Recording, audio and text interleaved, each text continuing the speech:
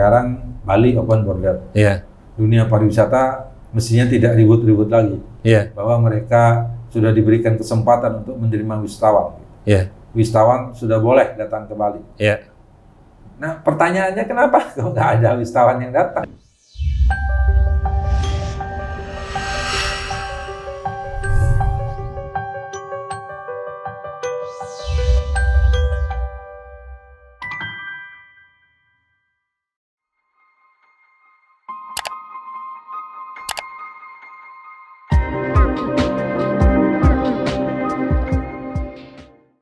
Semesta Bali Channel, ketemu lagi dengan saya, Wisnu Murti.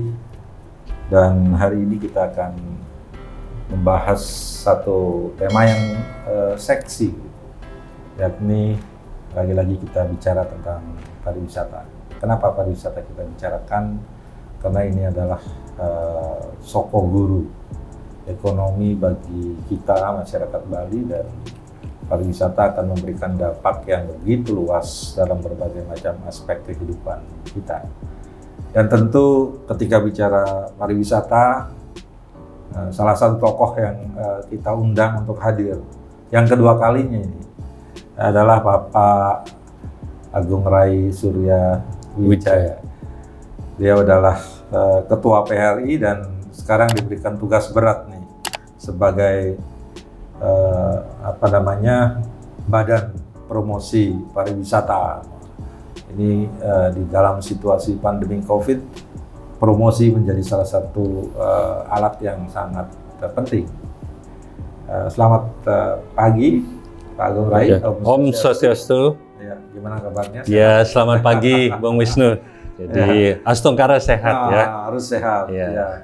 Di dalam badan yang sehat terdapat jiwa yang sehat gitu. Betul. Apalagi di tengah kondisi kita yang lagi agak suram nih, khususnya di dunia pariwisata. Gimana Pak Agung perkembangan pariwisata kita? Ya, baik kalau kita melihat dengan perkembangan pariwisata ya, khususnya di Bali ya, nampaknya sudah mulai menggeliat. Jadi karena ini apapun ya, adalah tergantung daripada pandemi COVID-19. Ya, Astungkara kan Bali ini sudah relatif aman. Ya.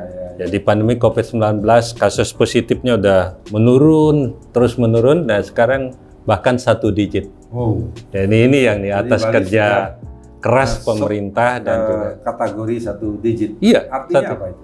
Jadi 1 digit ya, kasus positifnya itu sangat kecil.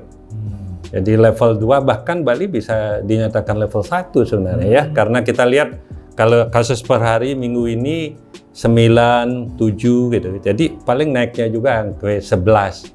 Ini kan berkat kerja keras pemerintah, kabupaten kota, desa adat, kota. Jadi stakeholders yang lain juga dan masyarakat. Ini luar biasa. Jadi itu yang kunci pertama. Jadi sehingga mulai pariwisata itu bangkit. Jadi pariwisata Bali itu mulai Artinya bangkit.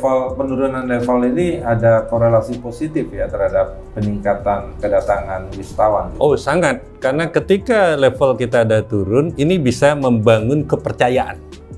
Jadi to build the trust. Jadi kepercayaan ini sangat penting karena pariwisata ini kan kepercayaan, dunia kepercayaan dan kepastian karena mereka aman datangnya gitu. Ya. Jadi, Tapi penurunan level juga kan harus tetap mengacu kepada protokol kesehatan. ya itu pasti. Kalau di dunia pariwisata sendiri gimana itu? Ya, kita dunia pariwisata ini sangat ketat dengan prokes. Jadi karena makanya setiap properti ada sertifikasi CASE. Jadi termasuk di restoran dan semuanya. Jadi hampir seluruh stakeholder sudah melakukan hal itu. Ya. Misalnya travel. Ya. Itu semua. Semua travel yang agent. mengontrol itu siapa? Ada yang monitoring dan evaluasi. Kita punya tim di naungi, dikoordinir oleh Dinas Pariwisata. Jadi ini kita lakukan. Jadi untuk monitoring itu. Untuk membuktikan bahwa semua sarana prasarana kepariwisataan sudah dijamin. Sudah siap dan dijamin. Dengan sertifikat itu? Iya, sertifikat dan juga banyak hal yang kita lakukan dalam persiapan ini. Ya. Nah, jadi tidak salah kalau pemerintah Provinsi Bali saya dengar dari tanggal 14 Oktober 2021 kemarin Ya, sudah menyatakan Bali open border. ya, Apa artinya itu? ya. Ini Bali Open Border ini menjadi trending topik kita ya. Jadi di Bali dan banyak juga yang japri kepada saya. Jadi kita sudah buka untuk border internasional kita atau reaktivasi untuk international turis untuk datang ke Bali. Namun kenapa sampai saat ini belum ada yang datang? Itu sebelum saya tanya itu, ya. Open border itu kaitannya dengan kesiapan dunia pariwisata seperti apa? Ya, dunia pariwisata. Ini kan Bali artinya dibuka. Ya, betul. Artinya mereka yang mau datang ke Bali silakan. Ya, betul. Nah, silahkan ini dalam konteks kedatangan iya, Ya. tapi dalam konteks memberlakukan yang datang Ya. itu berbeda nggak dengan sebelum-sebelumnya yang sempat viral juga itu Ya. tentang prokes, itu prokes pasti ya. Ya. Nah, tentang karantina yang cukup memakan waktu dan sebagainya. Nah, ini gimana? Ya, ini semuanya sudah dievaluasi oleh pemerintah pusat ya. Jadi ketika Bali secara resmi dinyatakan untuk open border, jadi 14 Oktober 2021, jadi mulai dari karantina 8 hari, kemudian turun 5 hari, kemudian 3 hari, terus dievaluasi hampir tiap minggu. Kita apresiasi juga karena ini tidak lain tujuannya untuk ekstra hati-hati, untuk secara bertahap maksudnya begitu. Ya, artinya open border itu pemberlakuan karantina masih berlaku? Saat ini masih sampai 3 hari. Maka Masih dari 3 hari. itulah pemerintah Bali mengusulkan dari industri mendorong dan mendukung statement Pak Gubernur untuk Bali sebaiknya karantina itu dihapus. Artinya open border tidak menghapus karantina? Ya, kita inginnya untuk dihapus karantina itu. Oke. Ya. Nah, oke. Sekarang Bali open border. Ya, Dunia pariwisata mestinya tidak ribut-ribut lagi. ya, Bahwa mereka sudah diberikan kesempatan untuk menerima wisatawan. ya, Wisatawan sudah boleh datang ke Bali. ya. Nah, pertanyaannya kenapa kok nggak ada wisatawan yang datang? Nah, ini yang pertanyaan yang bagus ya. Hampir semua orang menanyakan dan japri kepada saya. Nah, dulu kan nyalah-nyalahin pemerintah. Iya, nih. iya. Jadi orang, ayolah pariwisata dibuka, ayolah gini kan. Iya. Sekarang udah dibuka. Ya.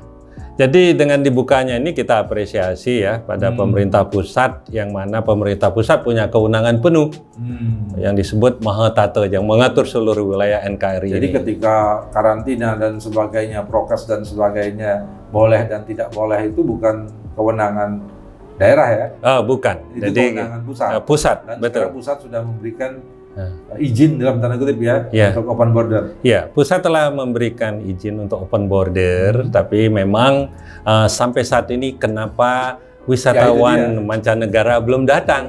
Ini kan sudah sebulan persis ini, dari tanggal 14 Oktober sampai Ya, benar. 14 Pas. November. Saat ini sebulan. Nah Belum itu juga.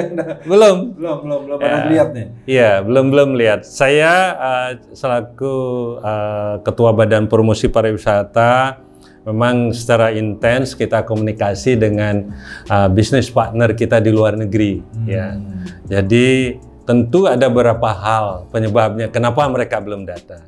Nah, ini ya. perlu kita selalu mencermati. Kenapa? Ya, pertama karantina 3 hari. Nah, Itu penyebabnya masalahnya. merupakan challenging buat Bali untuk pemulihan pariwisata internasional.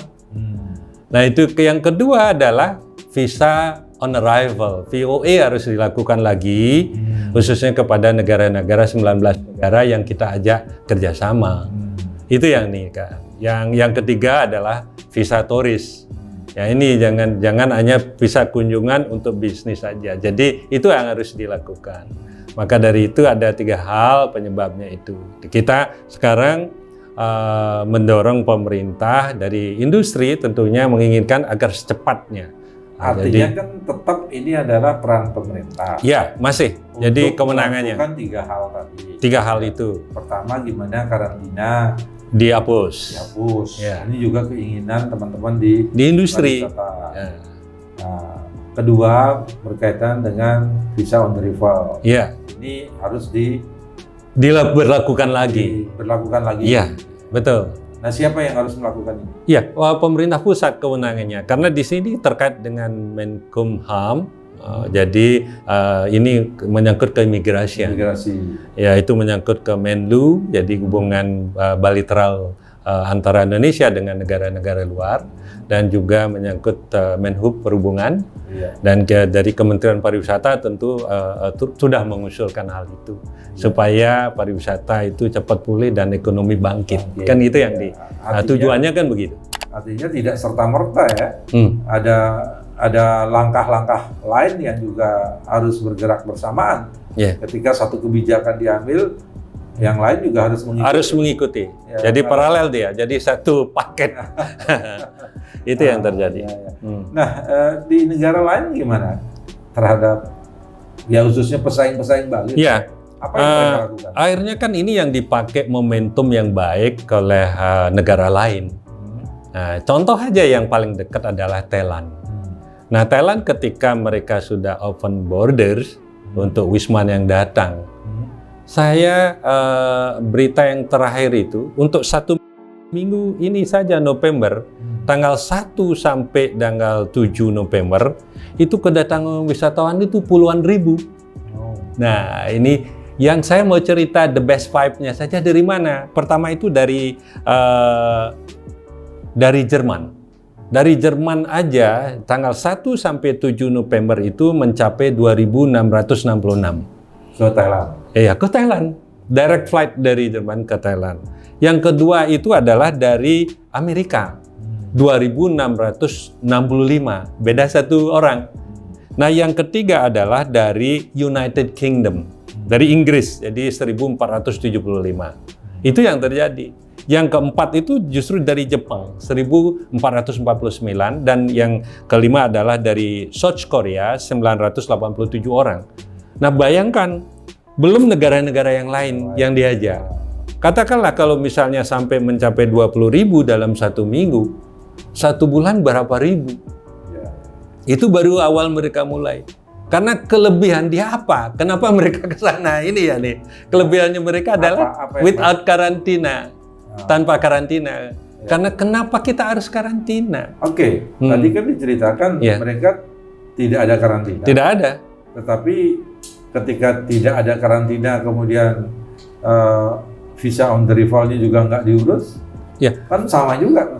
Visa on arrival mereka lakukan. Artinya, ini kan harus ada sinergitas ini. Betul. Jadi ketika sebuah kebijakan diambil, ini mestinya duduk sama-sama nih. Sebelum sebuah kebijakan kan gitu kira-kira. Betul sekali. Jadi sangat betul sekali. Jadi ini diam, ini ngerem. Ini yang ngerem, ini yang ngegas, jangan sampai terjadi seperti itu. Jadi kendaraannya jadi nggak jalan-jalan dia, jadi stuck dia. Itu yang terjadi. Menarik ini untuk ke Thailand yang katakanlah dalam tanda kutip pesaing utama Bali di Asia. Di Asia ya.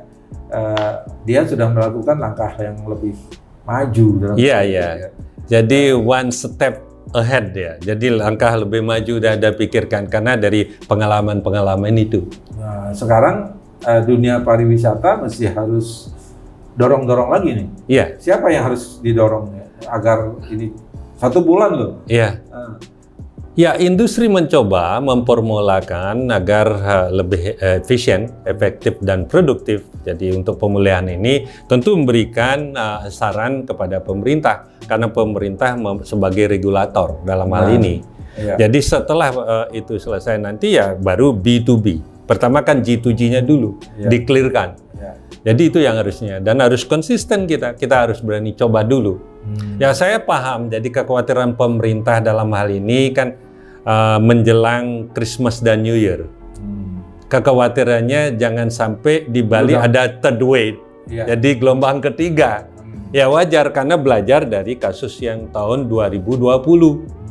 Jadi melonjaknya itu pada hari Raya Idul Fitri dan juga Christmas New Year. Sehingga berbagai kebijakan diambil oleh pemerintah seperti cuti bersama di ditiadakan, liburan dihapus, kan seperti itu. Maksudnya untuk mengatur barangkali pola itu, which is tujuannya kan bagus, kan. Namun di satu sisi harus melihat di sektor ekonomi ini. Jadi masyarakat sudah menjerit. Ya, artinya begini. Ya. Ketika open border sudah di-declare, Ya. iya kan? Artinya orang sudah boleh masuk. Ya. Tetapi untuk masuk itu pintu masih ketutup. Iya. Iya kan begitu. Ya, berapa kendala di kuncinya nih masih dipegang kan. Ya. Harus buka full kayak. Kan sama artinya juga nggak ada kebijakan. Gitu. Iya. Ya. Nah, makanya dorongan dunia pariwisata ini menjadi penting dan Iya. jaminan bahwa apa yang kemudian disebut dengan protokol kesehatan, Iya. mereka yang datang dipastikan sehat dan kontrol yang Iya. ketat terhadap Iya. mereka yang datang itu kan tetap penting. Oh, sangat penting. Sehingga kebijakan setengah hati itu tidak lagi-lagi tidak menimbulkan blunder terhadap Iya. proses itu. Betul, Bung Wisnu. Jadi ini penting ya, karena kita sudah membuat SOP yang jelas ya. Ketika sebelum mereka datang, calon wisatawan itu dari negara asalnya sudah jelas harus pertama jadi harus mengisi aplikasi IX, kedua Peduli Lindungi, ketiga adalah Lob Bali, yang keempat harus vaksin yang komplit, yang kelima harus tes negatif, yang keenam harus insurance cover. Jadi yang itu yang dilakukan. Dan artinya mereka yang datang sudah dalam tanda kutip ya, iya, sudah dikontrol begitu kontrol ketat. Dan sampai di sini pun begitu tiba di sini kita cek. Jadi to make sure bahwa mereka dalam keadaan sehat. Termasuk waktu di pesawat pun airline itu memakai HEPA, menggunakan filter. Jadi di sana untuk virus. Maka dari itu untuk yang memastikan lagi mereka dalam keadaan sehat, jadi kondisi yang sehat ya dicek lagi sampai tiba di sini. Nah, ini supaya tidak jadi blunder, ketika mereka negatif ya harusnya diperbolehkan. Jangan karantina lagi. Kenapa orang yang negatif dikarantina? Oke lah, begitu mereka tiba sambil menunggu hasil swab PCR-nya ini, mereka ditaruh di kamar dulu. Begitu dia hasilnya negatif, ya diperbolehkan. Anggaplah mereka untuk pegalnya ya, menghilangkan pegalnya barangkali maksimum 1 hari, setelah itu bisa jalan. Kan ini yang diharapkan. Dan di mana mereka menginap juga diberlakukan hal yang sama kan? Betul. Baik jadi itu, kontrolnya semuanya kita menjadi perhatian penting oleh manajemen hotel itu. Jadi di tempat mereka nginep. Jadi sudah ada standar yang mereka lakukan. Nah, Pak Gubernur sendiri kan sudah menyatakan bahwa Bali open border. Iya. Kemudian ternyata ada kendala. Iya. Nah, kemudian langkah apa yang mesti harus dilakukan oleh Bapak Gubernur agar kebijakan open border ini lebih lanjut menjadi sesuatu yang bisa menghasilkan atau memberikan jaminan kepada wisatawan untuk datang ke Bali? Iya, ini langkah Pak Gubernur sudah tepat ketika sudah open border. Kan setiap minggu dievaluasi. Nah, saat ini beliau sudah mengusulkan ke pusat tentang untuk karantina dihapuskan. Jadi itu ya nih, karena melihat 1 bulan ini, tidak ada international flight yang landing ke Bali. Wisatawan mancanegara karena kendala itu, maka dari itulah dihapuskan. Dan kami dari industri sangat mendukung. Jadi usulan beliau ini ke pusat. Nah, karena yang akan bisa merubah atau merevisi aturannya itu regulasinya adalah pusat. Ya, kementerian yang menyangkut tadi. Berapa kementerian itu? Artinya langkah-langkah yang sudah dilakukan apa? Untuk Pak Gubernur sudah tepat ke pusat melakukan. Jadi pendekatan daripada pemerintah pusat, ini loh, Bali ini belum ada yang datang. Padahal banyak yang ingin datang, tapi nggak mau datang karena ada kendala seperti ini. Itu sederhananya begitu. Akhirnya mereka pergi ke Thailand. Nah, ini momen yang baik ini dipergunakan oleh negara pesaing kita. Padahal keinginannya ke Bali akhirnya kan dirubah. Maka dari itulah kita industri sangat mendukung. Jadi usulan beliau ke pusat ini, kita harapkan ini segera mungkin pusat memutuskan untuk merevisi itu. Jadi pertama karantina dihapuskan, kedua adalah visa on arrival harus, karena ini menyebabkan kendala juga. Yang ketiga untuk visa wisatawan. Jadi ini yang harus dimudahkan, diberikan kesempatan sehingga misalnya. Nah saya janganlah, kita boleh hati-hati, jangan terlalu parno ya. Jadi ketika nih turis-turis ini mereka yang sangat peduli dengan kesehatannya.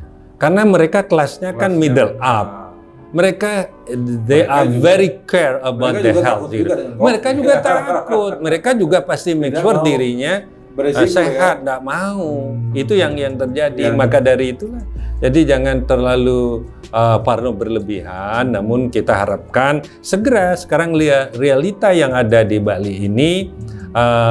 Jadi dengan kedatangan wisatawan domestik saja yang 10.000 lebih per harinya belum cukup untuk mengisi okupansi hotel-hotel yang ada di Bali. Tapi secara wisatawan domestik sudah mulai ramai ya? Ya, wisatawan domestik kita apresiasi sudah mulai bangkit. Dan saya melihat di beberapa tempat sudah ada pergerakan aktivitas. Jadi DTW banyak yang sudah buka ya, objek-objek. Jadi juga ada wisatawan lokal yang dari Bali juga ada, kan itu memberikan saya yakin ya triwulan keempat ini ekonomi Bali sudah mulai positif ya, karena selama ini kan masih negatif ya, khususnya triwulan pertama itu sangat negatif dan juga terbawa sampai ke triwulan yang ketiga. Nah makanya yang keempat nih saya yakin karena sudah ada ke aktivitas yang dilakukan itu yang ya. Nah, yang terakhir nih, selaku Ketua Badan Promosi Pariwisata, ini kan tantangannya berat. Iya. Nah, apa respon masyarakat internasional terhadap Bali? Iya. Yang kemudian menjadikan Bali belum dikunjungi oleh mereka. Iya. Jadi sudah ada komunikasi nggak sama? Kita sudah berkomunikasi dengan bisnis partner kita di luar negeri ya. Jadi kesimpulannya mereka ingin datang ke Bali. Ya. Jadi bahkan ada charter flight juga, kita sudah adakan koordinasi dengan beberapa wholesaler dan tour operator yang ada di luar negeri untuk charter flight ke Bali. Jadi persoalannya harus kita sederhanakan lagi. Persyaratannya di sini yang harus disederhanakan. Di sana letaknya, ya seperti saya bilang itu, karantina dihapuskan. Yang kedua, VOA dilakukan, visa on arrival bayarnya di sini. Dan yang ketiga, untuk visa untuk wisatawan itu harus dibuka. Nah, yang kita ajak kerjasama ini kan negara-negara yang low risk. Jadi yang risikonya sama dengan Indonesia, yang kecil. Maka dari itulah ini bisa akan memulihkan cepat pariwisata itu. Saya yakin dengan dibukanya itu, saya sangat optimis dalam bulan Desember, Christmas New Year ini sudah mulai bangkit. Dan ini kita sudah dibuktikan oleh Thailand. Nah sedangkan kita ini menjadi the best tourism destination islands. Jangan lupa, mereka sudah rindu terhadap Bali, tapi jangan dipersulit. Jadi itu. Yang penting saat ini masyarakat Bali ini jadi tetap disiplin, prokes, ya, karena ada kekhawatiran varian baru itu. Ini sudah dilakukan. Dari hasil survei kan hampir 98% masyarakat Bali disiplin. Hanya beberapa saja barangkali yang ada masih terjadi di kampung-kampung. Jadi itu yang terjadi.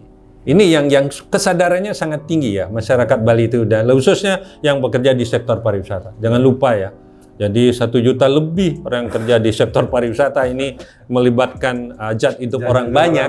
Ya. Iya, ini harus segera ini. Menghidupkan banyak orang. Iya, karena pariwisata ini menjadikan leading sektor perekonomian Bali ini. Hampir sepertiga penduduk Bali itu. Betul. Dari keluarganya itu bisa. Iya, betul. Jadi makanya ini manfaatnya cukup besar. Pariwisata ini bukan tidak ada manfaatnya. Manfaatnya sangat besar. Contoh ya, satu orang ya yang bekerja di sektor pariwisata bisa menghidupkan keluarganya minimal 4 orang. Jadi contoh saya, kalau saya jadi general manager bisa menghidupkan satu istri, 2 anak, itu bisa jadi 4 orang bisa itu. Bayangkan kalau 1 juta lebih yang kerja di sektor pariwisata dan subsektor pariwisata, ini bisa jelas akan bisa menghidupkan dan akan mengurangi pengangguran. Karena ini pengangguran Bali kan meningkat dan 5,4% terbuka, tidak pernah terjadi seperti itu.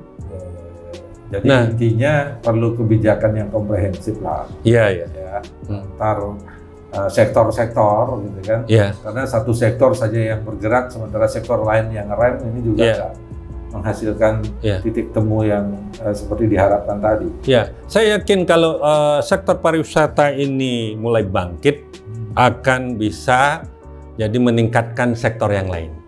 Nah, seperti pertanian, peternakan, jadi kelautan, jadi industri ekonomi kreatif. Ini pasti menggeliat. Artinya pemicunya di sini. Iya, di sini letaknya. Pemicunya inilah yang harus dibangkitkan dulu. Iya, betul.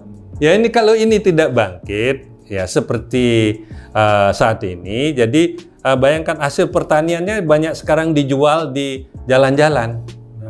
Kalau pariwisata ini bangkit, otomatis akan terserap. Jadi hotel akan membelinya, dan itu jadi pegawai hotel juga bisa hidup. Tapi penting juga untuk teman-teman di pariwisata, khususnya perhotelan, restoran, ya pakailah produk-produk lokal gitu. Oh, itu pasti sudah merupakan komitmen, dan kita MOU. Sekarang saatnya dengan petani-petani, peternak, kita MOU. PRI itu memelopori. Arogansi sektoral ini sekarang saatnya dikolaboratif. Gitu. Iya, betul. Ya, sehingga petani, nelayan bisa hidup dengan sejahtera. Ini benar-benar apa yang mereka hasilkan bisa terserap. Ya, kan terbeli juga dengan harga yang bagus. Dengan harga yang wajar lah ya. Ya. Oke. Kata kunci yang ingin Pak Agung sampaikan apa? Ya, gini. Jadi kita tidak, dalam hal ini tidak saling menyalahkan, namun kita ingin agar pemerintah pusat serius untuk membuka border Bali ini, khususnya untuk wisatawan mancanegara, dengan menyederhanakan regulasi yang ada, namun dengan prokes yang ketat. Saya yakin dan optimis akan bangkit. Dan pariwisata sudah berjanji. Iya. Dan dari industri pariwisata ini sudah siap dan berkomitmen dan mau take of responsibility, menjadi bagian daripada tanggung jawab bagian gitu. Dari SOP. Iya. Ya, itu pasti. Itu menjadi hal yang sangat bagus sekali ya. Kita bersinergi ya.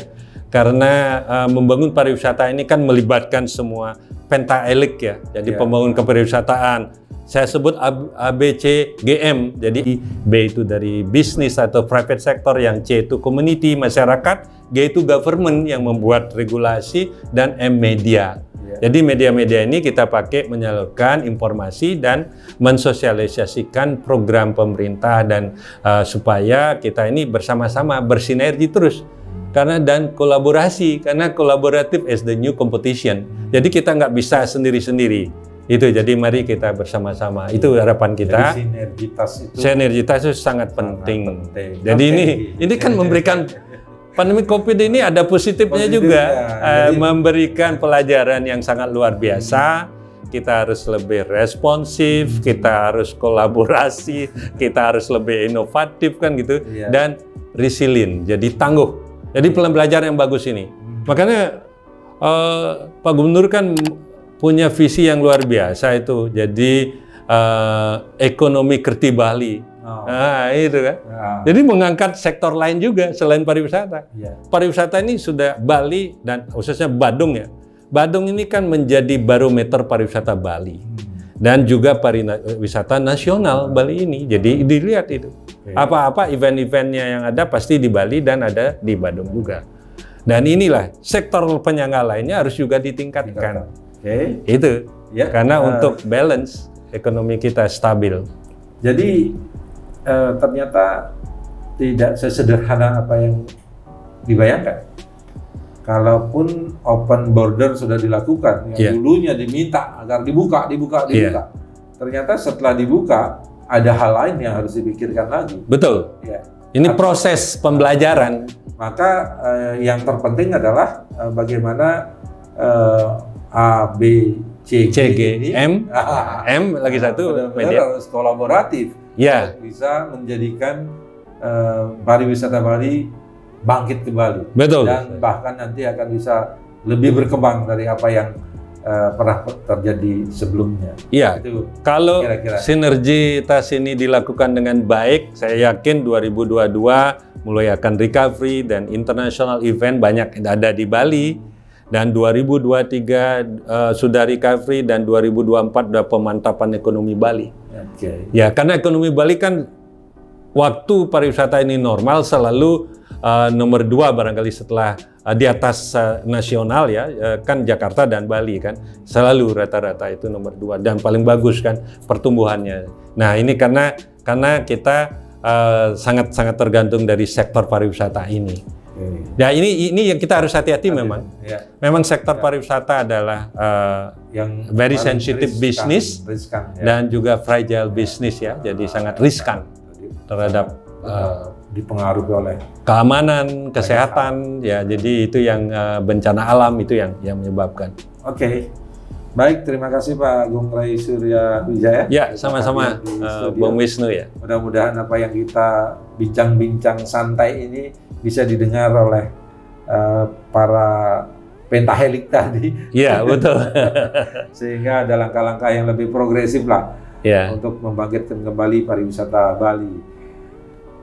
Semesta Bali Channel, sampai di sini dulu diskusi kita dan bincang-bincang santai kita, dan tentu ini akan menjadi sebuah referensi untuk kita semua bagaimana membangkitkan satu urat nadi perekonomian Bali, yakni pariwisata. Ini membutuhkan kolaborasi dari berbagai pihak. Dan saya Wisnu Murti mengakhiri diskusi ini, dan kita ketemu lagi dalam tema yang lain. Terima kasih.